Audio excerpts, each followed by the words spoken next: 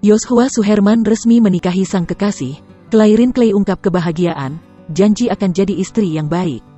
Yoshua Suherman akhirnya menikah dengan sang kekasih, Clairin Clay. Mereka menikah pada Rabu, tanggal 22 Desember tahun 2021.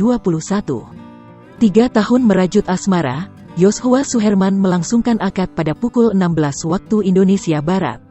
Pernikahan itu tak mengundang banyak tamu. Acara tersebut hanya dihadiri oleh keluarga dan juga orang terdekat saja. Di momen bahagia itu, Yoshua Suherman tampak mengenakan setelan jas berwarna abu-abu tua. Sedangkan untuk Clairin Clay, dia mengenakan gaun pengantin berwarna putih. Keduanya pun tampak sangat serasi dalam kesempatan itu. Aku mau kita menjadi pasangan suami istri yang mau berbagi kebahagiaan.